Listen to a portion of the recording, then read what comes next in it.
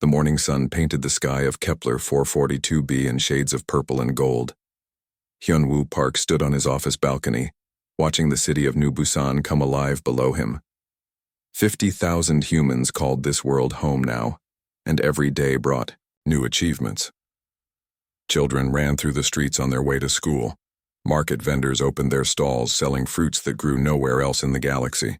The air smelled clean and fresh, filled with the scent of earth flowers that had learned to love alien soil.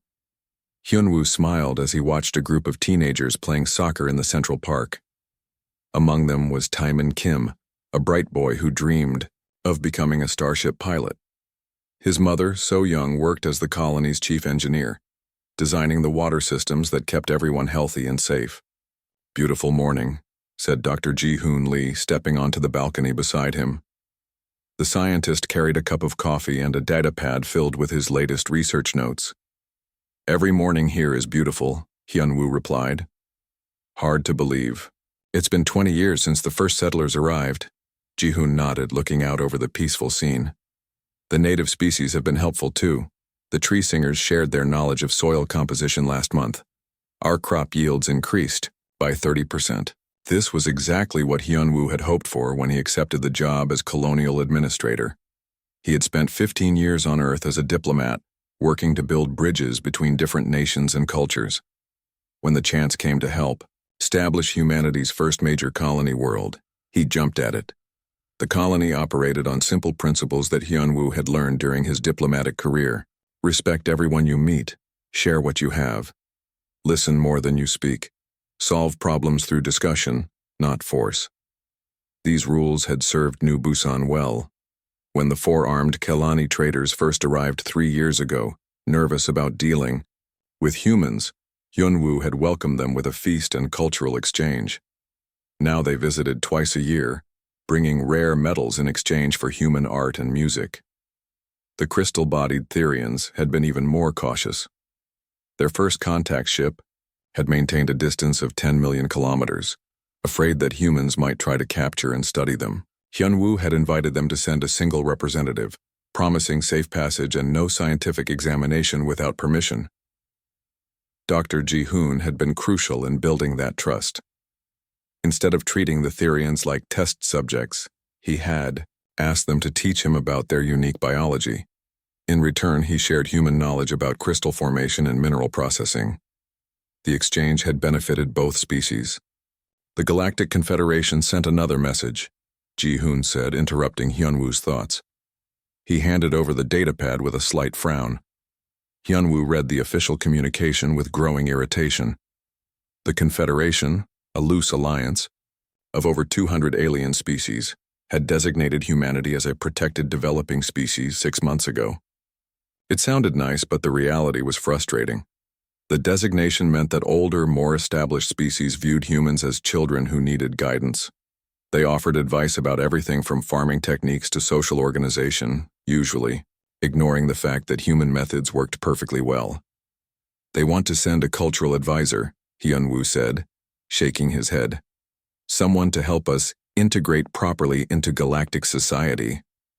"What does that even mean?" Ji-hoon asked. "It means they think we're doing everything wrong." Hyunwoo set down the datapad with more force than necessary.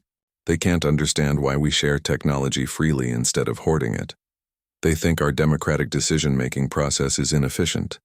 They worry that we're too emotional and unpredictable." Down in the park, Taemin scored a goal and his friends cheered loudly. The sound made Hyunwoo smile despite his frustration. Human emotions weren't a weakness. They were what made life worth living.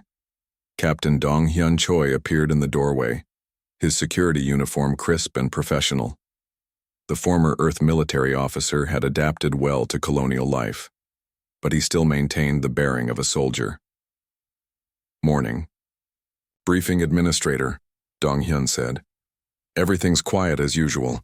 The most exciting incident this week was Mrs. Yang's cat getting stuck in a tree." "Did we mount a rescue operation?" Hyunwoo asked with mock seriousness. "Full emergency," a response, Dong Hyun replied with a grin. "Fire ladder, safety net, the works." The cat was not impressed with our efforts. This was the kind of problem Hyunwoo preferred. No political crises, no resource shortages, no conflicts with alien species. Just ordinary people living ordinary, lives in an extraordinary place. The colony's success hadn't happened by accident. Every decision had been made carefully, with input from all 50,000 residents. When they needed to expand the farming areas, the entire community had discussed the best approach. When the colony had requested permission to establish a trading post, everyone had voted on the proposal. Some alien species found this process baffling. The hierarchical union, a rigid caste-based society, had sent representatives who couldn't understand why ordinary farmers and shopkeepers had voices in government decisions. The Hive Collective, where individual identity barely existed, was confused by humanity's emphasis on personal rights and freedoms. Any word from Captain Han? Hyunwoo asked. Captain Mi-Sun Han commanded the UES Soul's Pride, the only human military vessel in the system. The ship was primarily a science vessel, equipped with sensors and laboratories rather than weapons. She's completing the mineral survey of the outer system, Dong-hyun reported. Should be back next week with samples from the asteroid belt. The Soul's Pride represented humanity's approach to space exploration. Unlike many species that sent heavily armed warships to claim territory, humans preferred scientific vessels that could study and learn. The ship carried defensive systems, but its primary mission was research and communication. This peaceful approach had served humanity well in their first 30 years among the stars. They had established friendly relationships with dozens of species, opened profitable trade routes, and built a reputation as reliable partners. Some species, however, viewed human peacefulness as weakness. So Young Kim arrived at the administrative building as Hyunwoo, Ji-hoon, and Dong-hyun were finishing their morning meeting. The chief engineer looked tired but satisfied, covered in the kind of honest dirt that came from fixing important things. The new water treatment plant is online, she reported. We can now support a population of 75,000 without straining the system. Planning for growth? Hyunwoo asked. Always, So Young replied. Taemin keeps asking when he can apply for pilot training. I told him he needs to finish his engineering studies first, but he's determined to reach the stars. The galaxy needs more human pilots, Ji-hoon said. Most alien species rely on automated systems. They're amazed by our ability to think creatively under pressure. This was true. Human pilots had gained a reputation for innovative problem-solving and quick reactions. When Captain Han had rescued a disabled Kalani freighter last year, she had used a gravitational slingshot maneuver that no alien pilot would have attempted. The technique had become required study at 3 different alien naval academies. The afternoon brought its usual routine of maintenance reports, supply requests, and communication from other human colonies. New Geneva was expanding their agricultural output. New Tokyo had successfully established diplomatic contact with a previously unknown species. New Lagos was celebrating the birth of their 10,000th resident. As the day ended, Hyunwoo walked through the residential districts, greeting people by name. This was his favorite part of the job. Not the meetings or paperwork, but the simple, human connections that made community possible. He found Taemin Kim working on a model spacecraft in his family's garage, carefully painting details on the tiny hull. The teenager looked up as Hyunwoo approached. Administrator Park, look, I finished the engine section. Taemin held up the model proudly. It's based on the Soul's Pride, but with improvements I designed myself. Tell me about the improvements, Hyunwoo said, genuinely interested. For the next 20 minutes, Taemin explained his modifications with the enthusiasm only teenagers could muster. Better fuel efficiency, improved sensor arrays, enhanced communication systems. Some of his ideas were impractical, but others showed real insight. Keep studying, Hyunwoo told him. The galaxy needs people who can dream of better ways to explore the stars. As he walked home through the quiet streets, Hyunwoo felt the deep satisfaction of a good day's work. New Busan was everything he had hoped it would become, a place where humans could build something beautiful and share it with the galaxy. He had no way of knowing that in 3 days everything would change forever. The signal from Kepler 442b reached Earth on a quiet Tuesday morning. The code absolute transmission activated every military communication system on the planet simultaneously. bypassing normal channels and protocols to deliver its devastating message directly to the highest levels of government. Fleet Admiral Youngsu Kang was eating breakfast with his family when his emergency communicator began screaming. The device, designed to activate only in the event of humanity's greatest crisis, had never made a sound in the 30 years since its creation. His wife looked at him with growing alarm as he read the transmission. 50,000 civilians dead, an entire colony exterminated, genocide committed against human beings by an alien species called the Vorthak. "I have to go," he said simply, kissing her goodbye for what both of them knew might be the last time. Within 6 hours, every human military installation on Earth was operating at maximum alert. Soldiers who had been on leave reported to their units. Research facilities that had been closed to public inspection for decades suddenly blazed with activity. Construction yards that built commercial vessels revealed their true purpose. The galaxy was about to discover that humanity had been lying about their military capabilities for 30 years. General Haiwan Song stood in the command center of the Planetary Defense Corps, watching status displays that showed the true extent of human military preparation. Each screen represented years of careful planning, secret construction, and strategic deception. "Operation Absolute Response is now active," she announced to her staff. "Begin fleet activation procedures. All hidden assets are now operational." The Human Military Covenant, signed in secret by every Earth government, had been designed for exactly this scenario. If any alien species chose to commit genocide against human civilians, the entire human race would respond with unified military action. There would be no negotiations, no diplomatic solutions, no mercy for those who murdered human children. The first ships began launching from concealed bases within 12 hours of receiving the code absolute signal. These were not the peaceful exploration vessels that humanity showed to the galaxy. These were weapons of war, built in secret and hidden in places where alien observers would never find them. The asteroid belt contained hundreds of hidden construction facilities, their heat signatures masked by carefully positioned mining operations. The gas giant's moons housed massive shipyards that had been disguised as research stations. Even Earth's moon contained production centers hidden in deep craters on the dark side. Commander Wu Jin Nam took command of the advance fleet from his flagship, the UES Retribution. The massive dreadnought was 5 kilometers long and carried weapons that no alien species had ever seen in action. Its main guns could crack planets. Its secondary weapons could sterilize continents. "All ships, report ready for hyperspace jump," announced his tactical officer, Lieutenant Park Ji-woo. "Fleet composition, 100 dreadnoughts, 400 destroyers, 2,000 fighters. Set course for Vorthak space," Nam ordered. "Maximum speed. Time to arrival? 18 days at emergency velocity, sir. 18 days to reach the species that had decided to test humanity's resolve." It would be 18 days too long for Nam's taste, but the advance fleet would arrive ahead of the main battle groups. They would begin the work that others would finish. The main fleet was still being assembled. 500 dreadnoughts, each capable of destroying entire enemy fleets. 2,000 destroyers designed for speed and precision strikes. 10,000 fighters that could operate independently or in coordinated swarms. 50 planet-killer siege platforms that could reduce worlds to asteroids. But the ships were only part of humanity's hidden strength. The weapons they carried had been developed in complete secrecy, using technologies that Earth's scientists had discovered but never shared with alien species. Quantum disruptors could tear apart matter at the subatomic level, unraveling the molecular bonds that held enemy ships together. The weapons didn't just destroy targets, they erased them from existence, leaving nothing behind but scattered atoms. Nanite swarms were microscopic robots programmed to target specific genetic markers.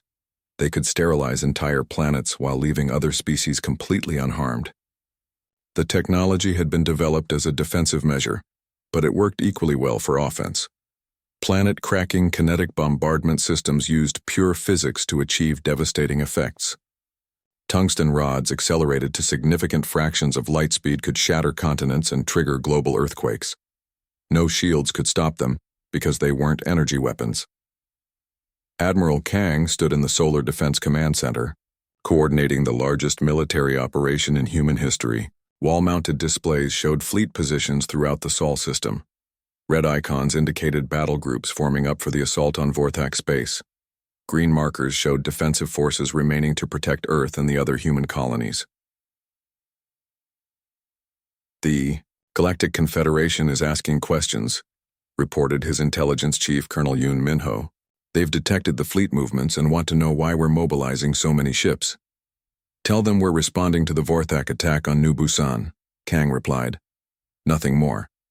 Sir, they're suggesting diplomatic mediation. The Confederation Council wants to arrange peace talks. Kang turned to look at his subordinate with an expression that made the younger officer step back involuntarily. Colonel, you will inform the Galactic Confederation that humanity tried diplomacy. We offered to share. We attempted to negotiate. The Vorthak chose genocide instead. He paused, looking out at the holographic display that showed human fleets preparing for war. Now they get to learn what happens when someone kills 50,000 human civilians. The truth was that humanity had been preparing for this possibility since their first contact with alien species 3 decades earlier. While other races saw humans as peaceful explorers and traders, military planners on Earth had been studying every known species and developing countermeasures. The Vorthak hegemony controlled 40 star systems with over 200 military installations. Their fleets numbered in the thousands, their ground forces in the millions. They had conquered dozens of other species through superior firepower and tactical ruthlessness. None of that would save them. Human military doctrine was based on a simple principle that alien species didn't understand. If you target human civilians, you declare war on the entire human race. Not just the government that ruled them, or the military that protected them, but every human being in existence. The response would be proportional to the crime. The Vorthak had committed complete genocide against New Busan.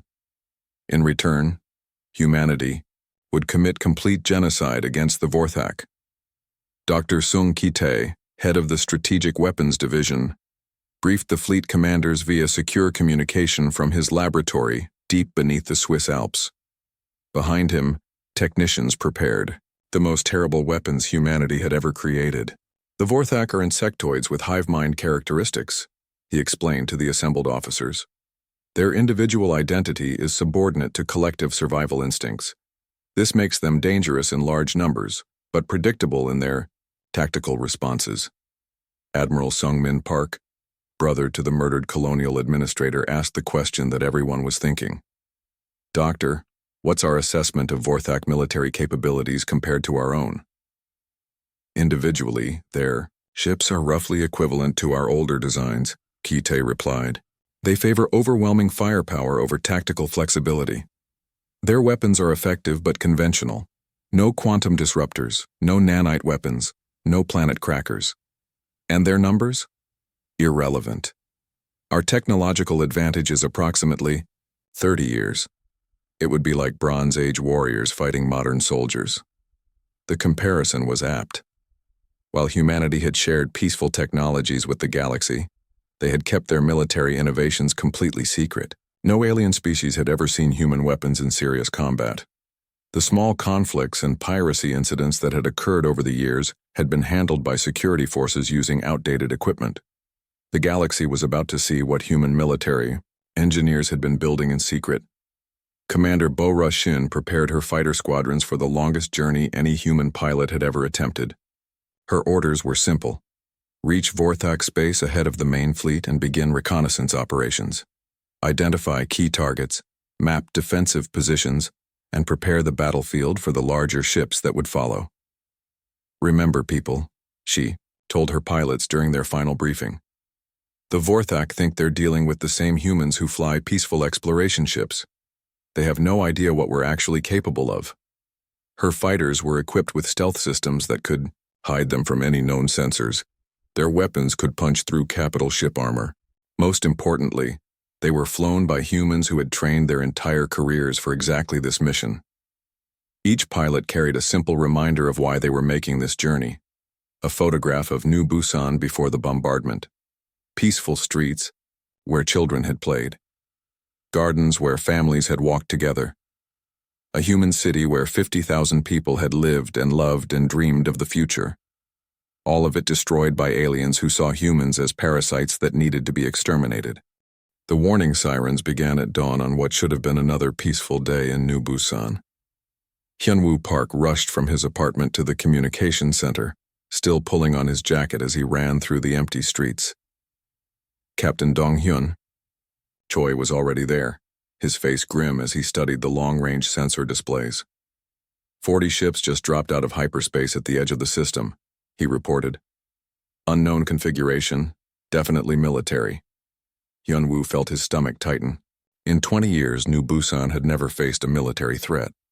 Their greatest concerns had been equipment failures and the occasional weather emergency.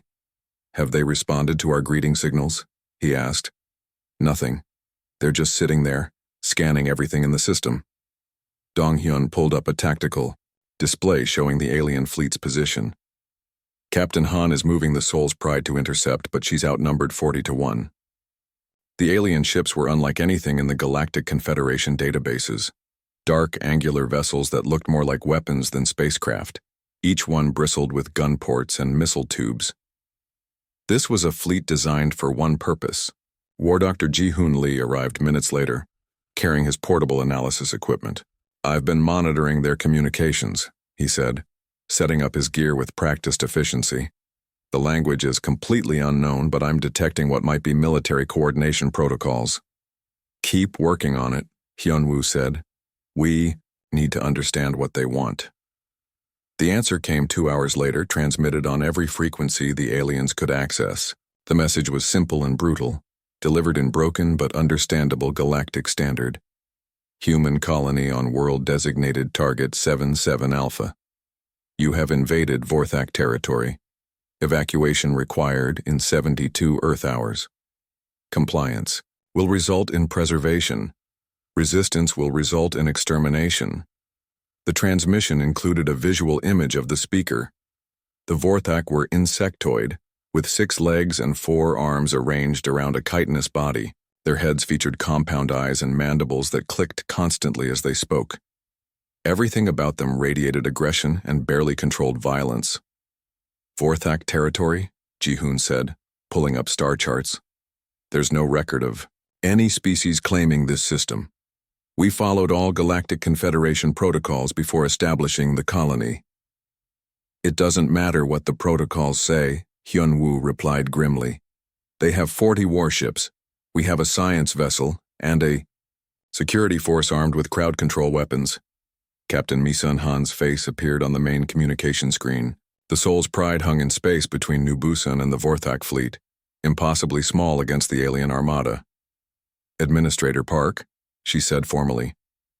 I've attempted to open diplomatic channels with the Vorthak fleet.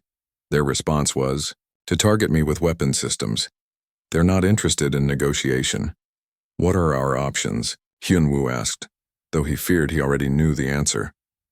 We can evacuate maybe 10,000 people using all available transport, Captain Han replied. The mining ships, cargo haulers, and personal craft combined. Everyone else? She left, the sentence unfinished. 40,000 people would die if they couldn't find another solution. Hyunwoo called an emergency session of the Colonial Council. Representatives from every district gathered in the main meeting hall, their faces reflecting the fear and confusion everyone felt. We need to try diplomacy, said Council Member Park Yoon-ji, who represented the farming districts. These Vorthak must want something other than our destruction. I volunteer to go to their flagship, offered Dr. Lee. As a xenobiologist, I might be able to establish some kind of cultural understanding. Absolutely not, Captain Choi said firmly. Their targeting scanners have been locked on this facility since they arrived. They're not interested in understanding us. The debate continued for hours while precious time ticked away. Some council members wanted to fight, despite the impossible odds. Others pushed for immediate evacuation, even knowing most people would be left behind. A few suggested surrendering completely and hoping for mercy. Hyunwoo listened to every opinion, but his mind was already made up. He had been trained as a diplomat. His job was to find peaceful solutions to impossible problems. I'm going to contact them directly, he announced, not as a colonial administrator but as an official representative of the human species. Hyunwoo, that's suicide, Ji-hoon protested. These aren't the Kalani or the Therians. The Vorthak have made their intentions clear. Maybe, but I have to try. The Vorthak commander, who identified himself as Hive Commander Zixtal, agreed to a face-to-face meeting via holographic communication. The alien appeared in the center of New Busan's council chamber, his image flickering slightly as the long-range transmitters struggled with the signal. Zixtal was larger than the other. Vorthak, his chitin darker and scarred from what looked like countless battles. When he spoke, his mandibles clicked with barely contained aggression. Human speaks for nest of parasites? The alien commander asked, his words harsh and mechanical through the translation system. I speak for 50,000 human beings who have lived peacefully on this world for 20 years, Hyunwoo replied calmly. We have no quarrel with the Vorthak. We followed all established protocols for colony placement. This system was unoccupied when we arrived. Vorthak claim all systems within 50 light-years of home territory. Human ignorance of Vorthak law is not excuse.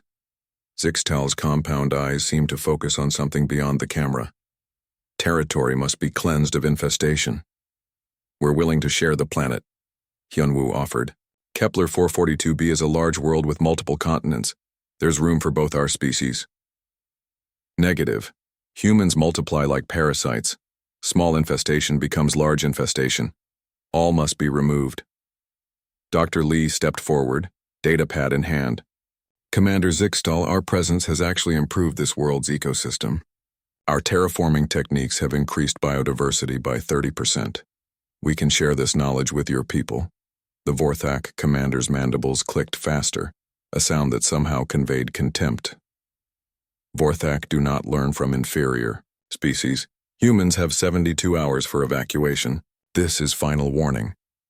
And if we need more time? Hyunwoo asked. Our evacuation capacity is limited. Then slower humans will die with faster humans. The hologram vanished, leaving the council chamber in stunned silence. Tae-min Kim was helping load evacuation transports when the first demonstration strike hit the spaceport. The teenager had been carrying supplies to a mining ship when the sky lit up with alien fire. The beam struck the main landing facility with surgical precision, vaporizing the control tower and 3 docked shuttles in seconds. The explosion threw Tae-min 50 meters across the tarmac, his dreams of becoming a pilot buried under tons of burning debris.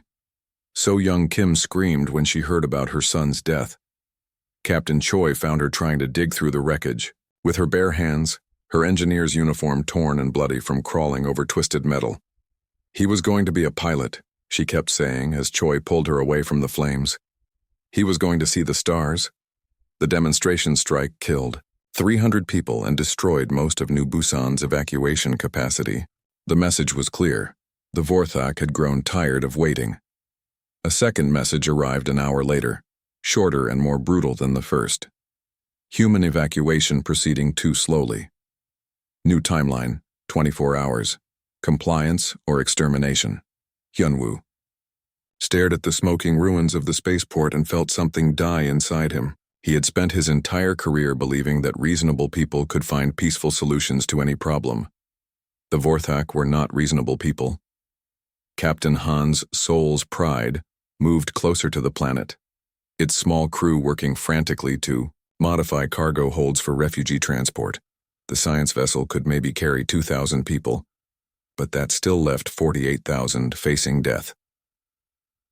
The Galactic Confederation has been notified, reported Communication Officer Yoon Soo-bin. They're sending a strongly worded diplomatic protest. How long until help arrives? Hyunwoo asked, though he knew the answer would not be good. The nearest Confederation fleet is 6 weeks away at maximum speed, Soo-bin replied. They've offered to negotiate with the Vorthak after the situation is resolved. After 50,000 humans were dead, in other words, night fell over New Busan like a funeral shroud. Families gathered in shelters, holding their children close and trying not to think about tomorrow. Emergency teams worked by floodlight, attempting to repair damaged evacuation ships with salvaged parts. In his office, Hyunwoo Park sat alone, staring out at his city for what might be the last time. Somewhere out there, So Young Kim was mourning her son. Captain Choi was organizing whatever defense they could mount. Dr. Lee was still trying to find some scientific solution to an impossible problem. They were good people who deserved better than this. 24 hours to evacuate 50,000 people with transport for maybe 3,000.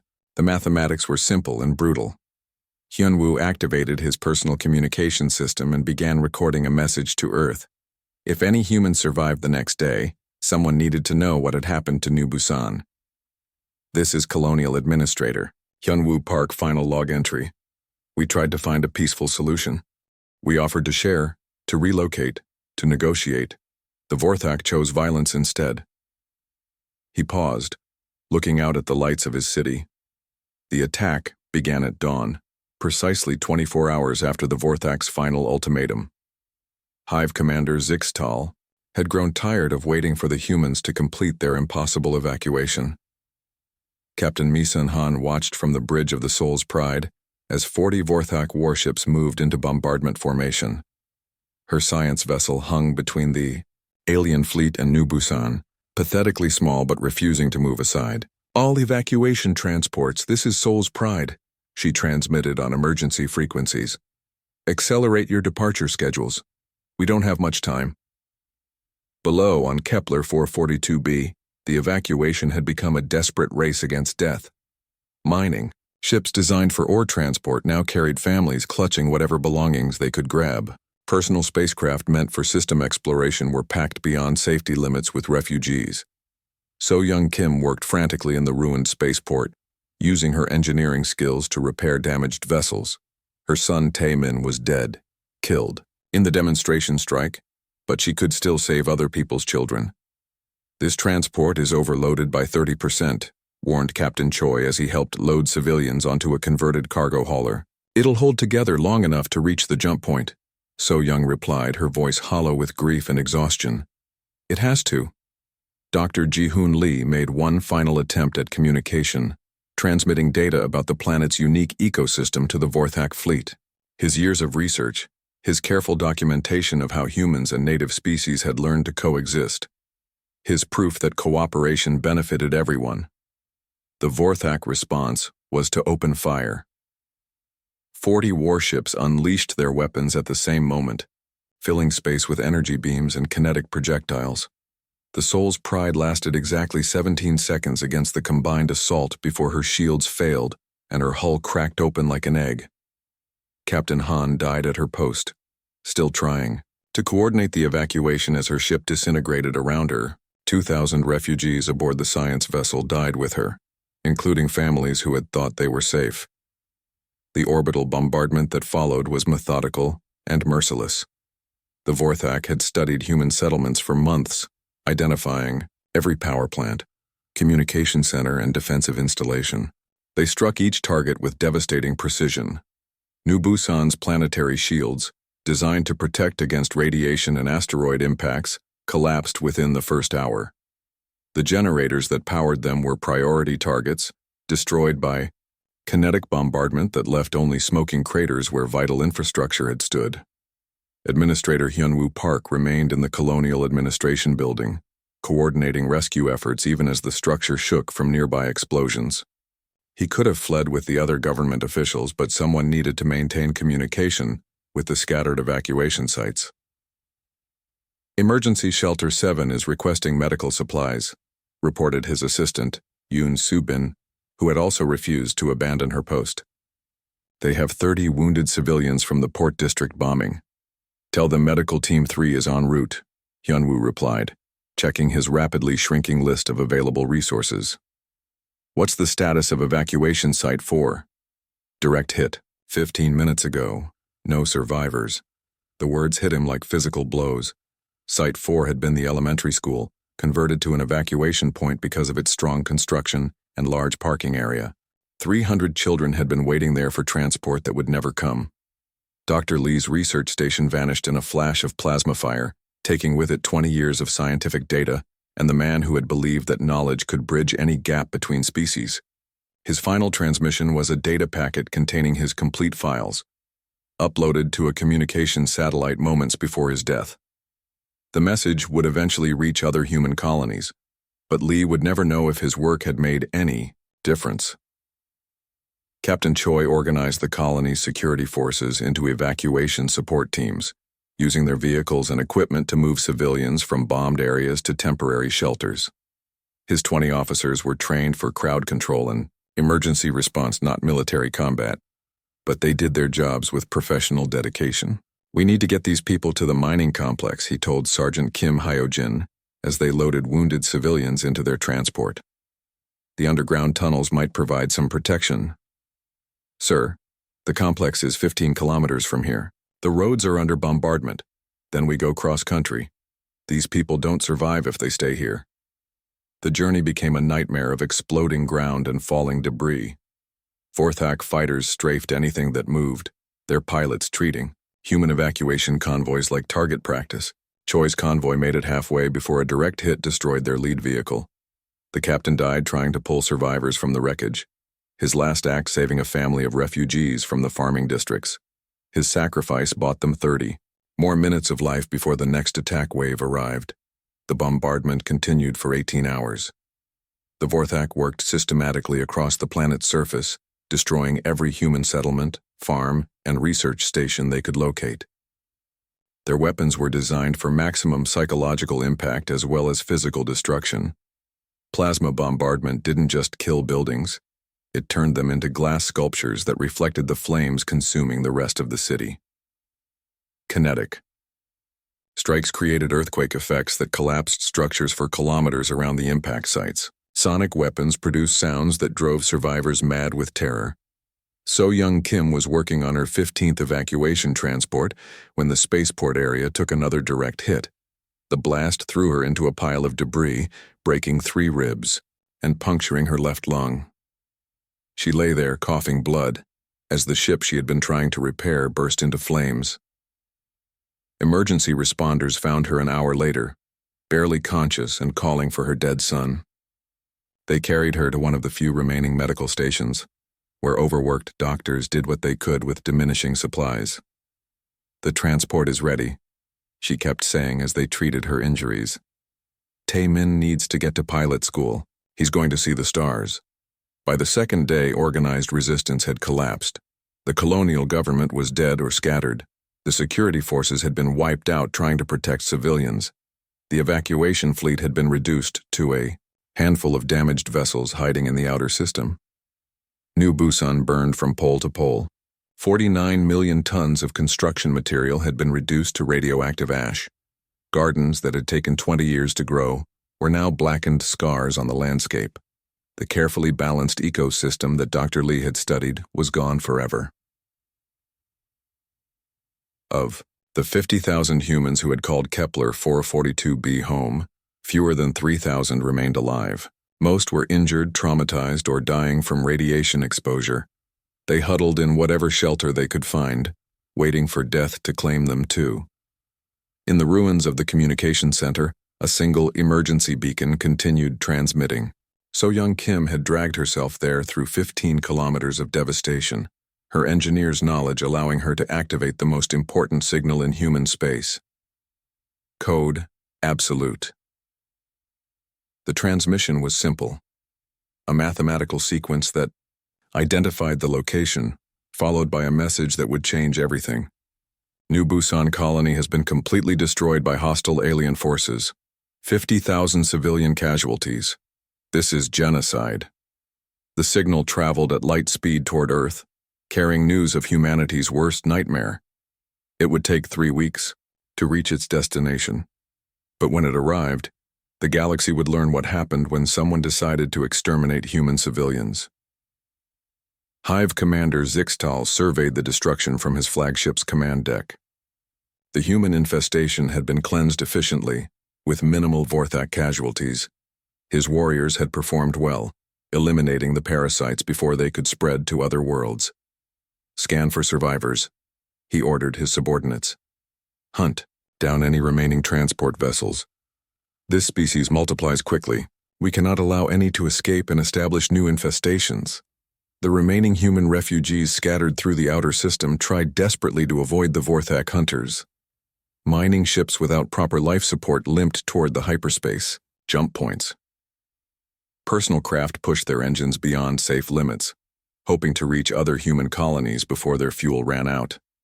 Most didn't make it. The Vorthak pursued them methodically, destroying transport after transport with contemptuous ease. Families that had survived the bombardment of their homes died in the cold vacuum of space, their ships cracked open by alien weapons. 800 humans eventually escaped the Kepler 442 system. They carried with them the memory of New Busan's destruction and a burning desire for justice that would never be satisfied by words or treaties. The Galactic Confederation's response arrived exactly as expected, a formal diplomatic protest expressing concern about the regrettable loss of life and suggesting that both sides might benefit from mediation. They offered to establish a fact-finding commission to investigate the incident. The commission would take 2 years to file its report. By then, the Vorthak hegemony would no longer exist to read it. So Young Kim died 3 days after activating the emergency beacon, her broken body. The first battle groups jumped to hyperspace exactly 72 hours after the code absolute signal. The first Vorthak system died in 12 minutes. Commander Wu Jin Nam's advance fleet dropped out of hyperspace at the edge of the Carrick system, home to a major Vorthak military base and 3 million alien civilians. The defenders had been expecting possible retaliation from humans, but nothing had prepared them for what emerged from the darkness between stars. 100 human dreadnoughts materialized in perfect formation, their quantum disruptor arrays already charging for combat. 400 destroyers spread out in attack patterns that no alien tactical computer could predict. 2,000 fighters launched from their carriers like angry hornets, moving faster and more precisely than any Vorthak pilot had ever seen. All ships weapons-free, Nam commanded from his flagship. Begin sterilization protocol. The Vorthak defense fleet consisted of 80 warships positioned around the system's inhabited worlds. They were formidable vessels by galactic standards, heavily armed and crewed by experienced warriors who had conquered dozens of other species. They died without firing a shot. The quantum disruptors reached out across millions of kilometers, touching Vorthak ships with beams of pure annihilation. Hull metal didn't explode or burn. It simply ceased to exist, unraveled at the molecular level until nothing remained but scattered atoms drifting in space.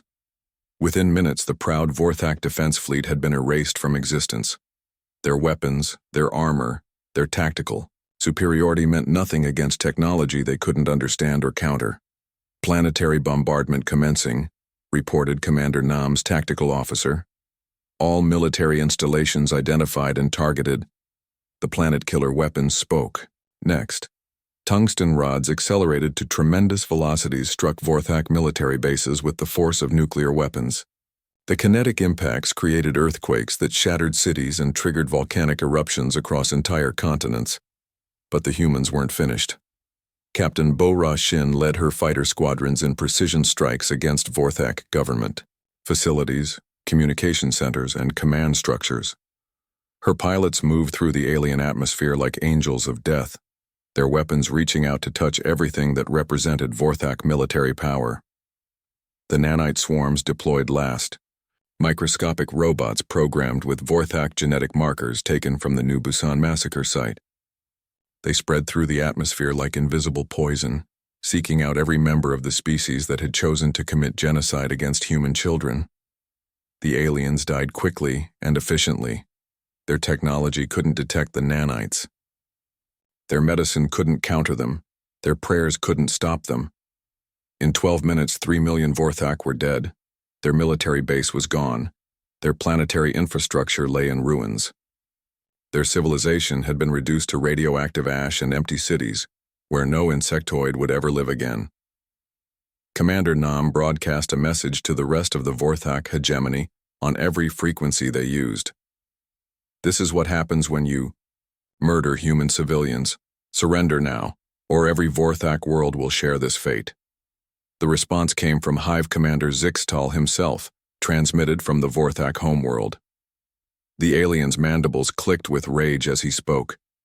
Humans are parasites and cowards. You attack our colonies while avoiding honorable combat with our main fleets.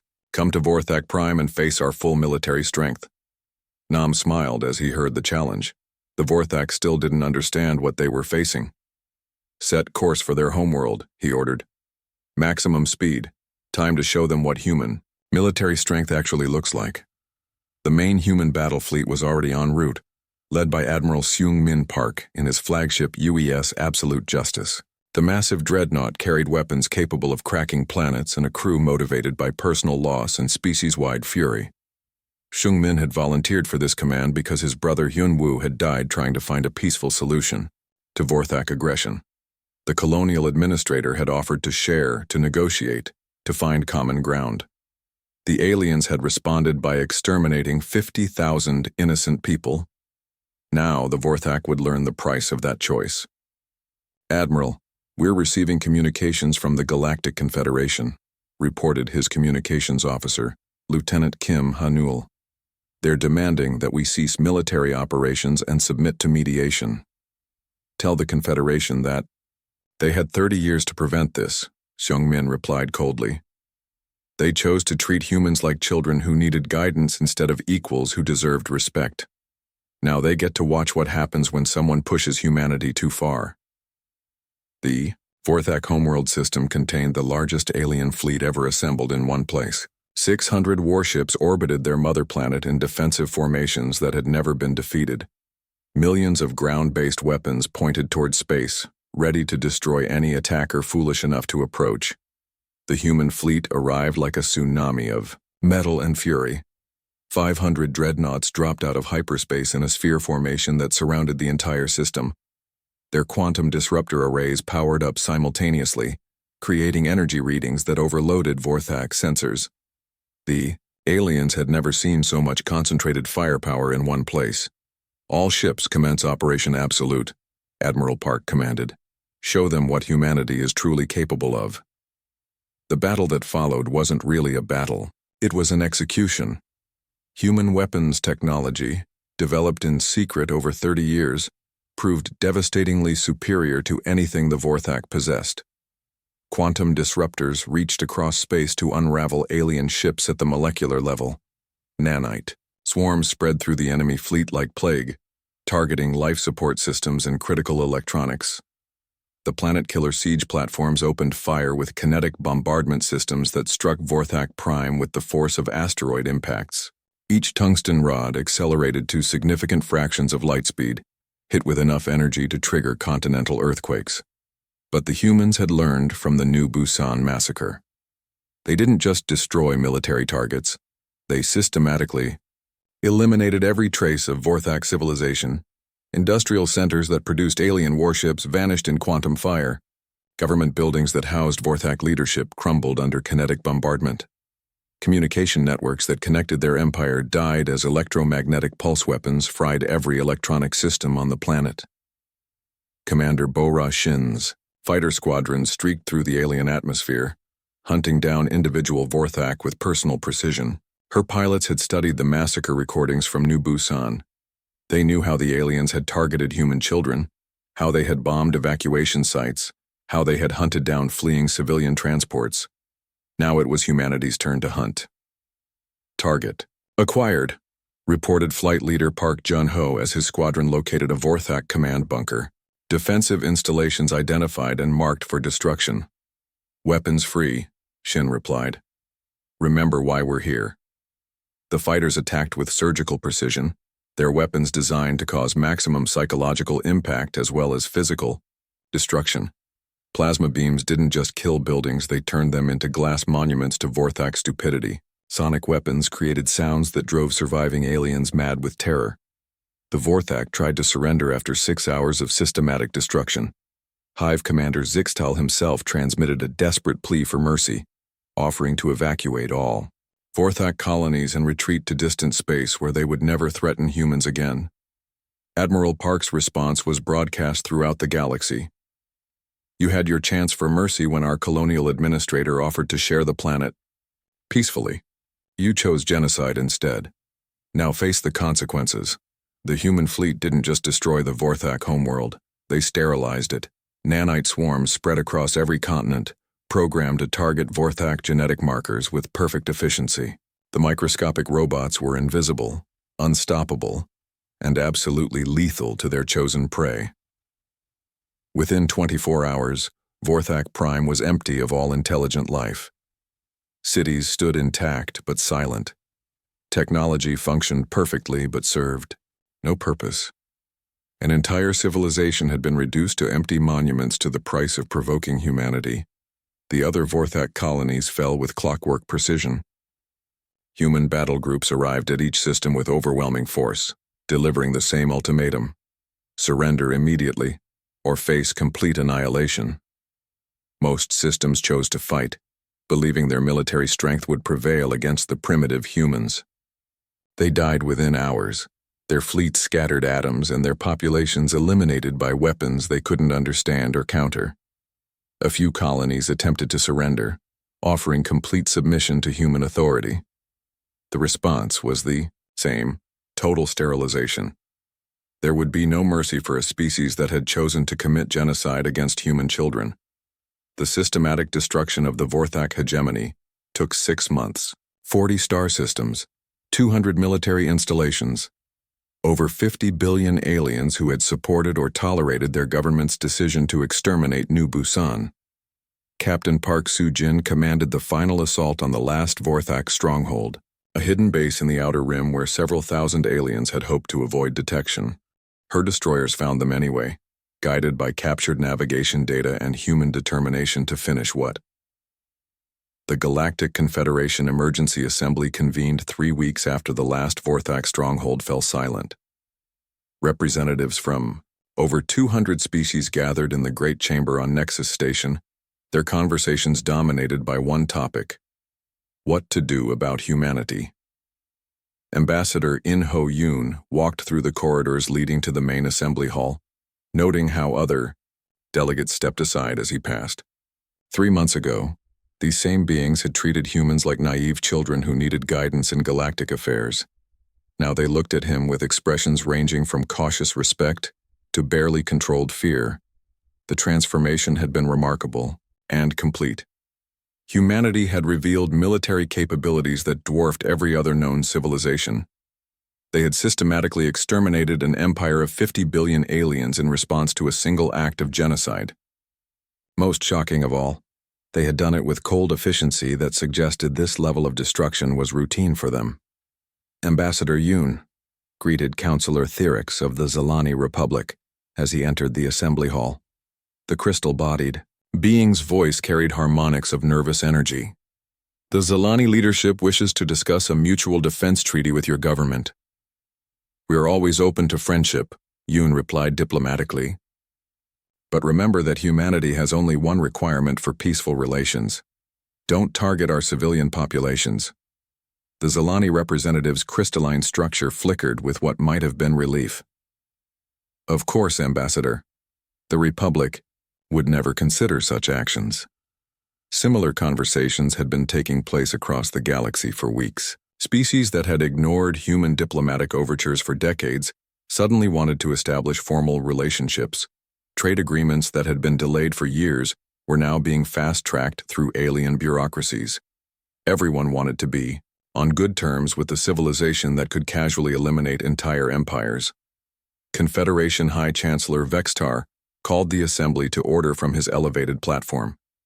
The ancient being had overseen galactic politics for 3 centuries, but the Vorthak crisis had shaken even his considerable experience. We gathered to address the implications of recent military actions by the human species, he announced, his translator converting alien speech into understandable words. The complete destruction of the Vorthak hegemony has raised questions about the balance of power in our galaxy. Ambassador Yoon took his place at the human delegation's table, flanked by military advisors who had been hastily assigned to help manage humanity's new status as a major galactic power. Fleet Captain Kim Minji sat to his right, her uniform displaying medals earned during the Vorthak campaign. The floor recognizes Ambassador Yoon of the Human Coalition, Chancellor Vextar announced. Yoon stood slowly, allowing his gaze to sweep across the assembled delegates. Every alien species in the galaxy was represented here, from the militaristic Carathian Empire to the peaceful trade-focused merchant guild. All of them were waiting to hear what humanity intended to do with their newfound recognition as the galaxy's most dangerous military power. Honored delegates, he began, his voice carrying clearly through the vast chamber. Humanity's position has not changed.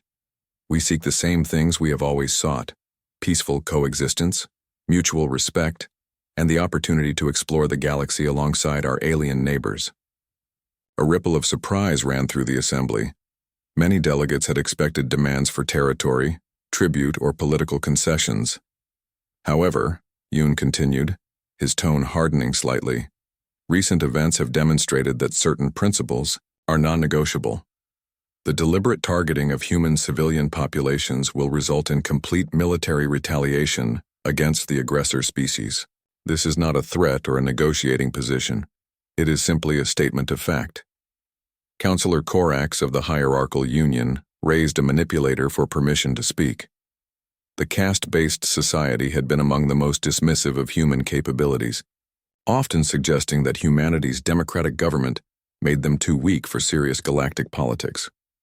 Ambassador Yoon, Korax said carefully, the Union wishes to understand the extent of human military capabilities.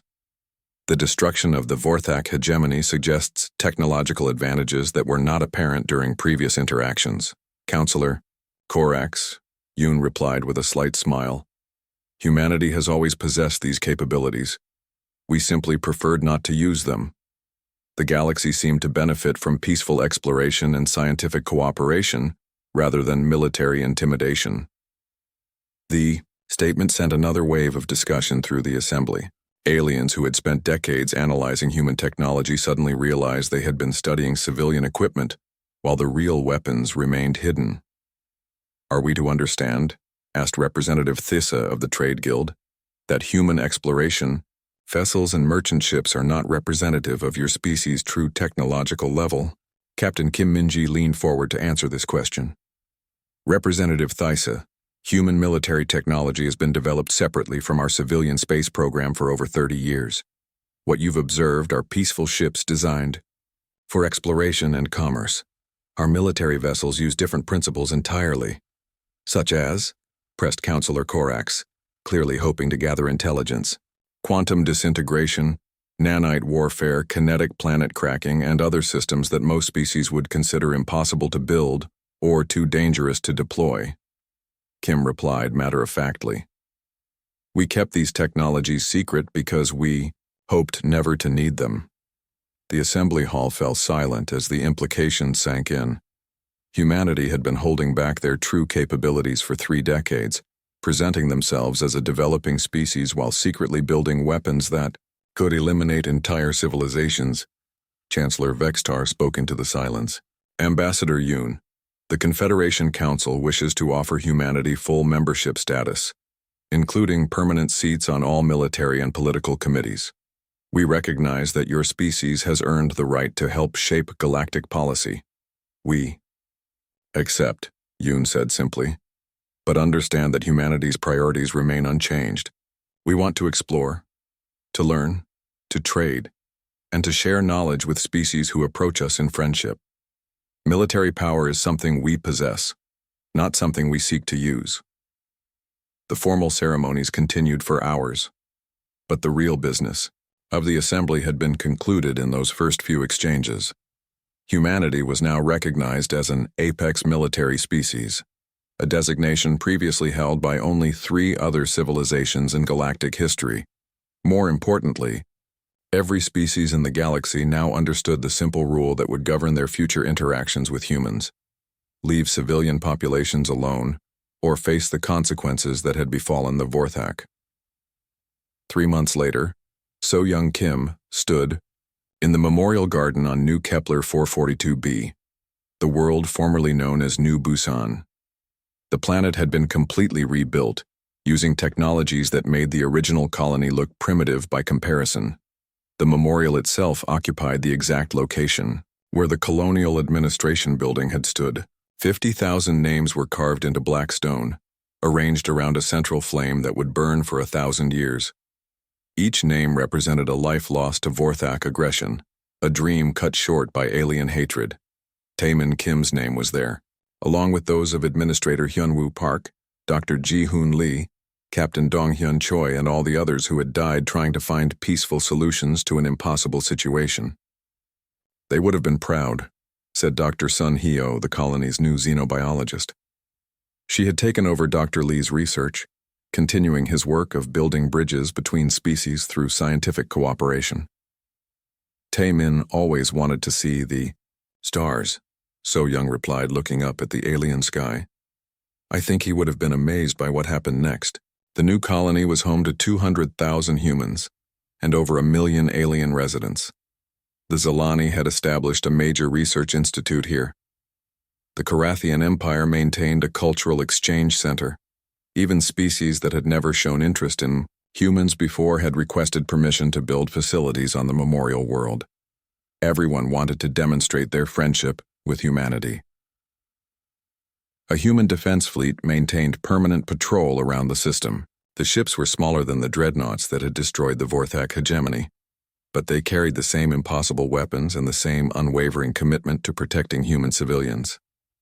Admiral Young-Soo Kang visited the memorial every month, part of his ongoing tour of human colonies throughout the galaxy. His fleet had been dispersed to ensure that every human settlement had immediate access to overwhelming military support. The galaxy has changed, he told So Young during his latest visit. Species that used to ignore our diplomatic messages now respond within hours. Trade agreements that used to take years to negotiate are being signed in weeks. Everyone wants to be seen as a friend of humanity. And the ones who don't want friendship, So Young asked, are learning to keep their hostility to themselves, Kang replied grimly. 3 separate alien governments have purged their own military leadership rather than risk having them start a conflict with us. No one wants to become the next Vorthak. The changes extended beyond politics and diplomacy. Human technology, no longer hidden from Galactic HFY,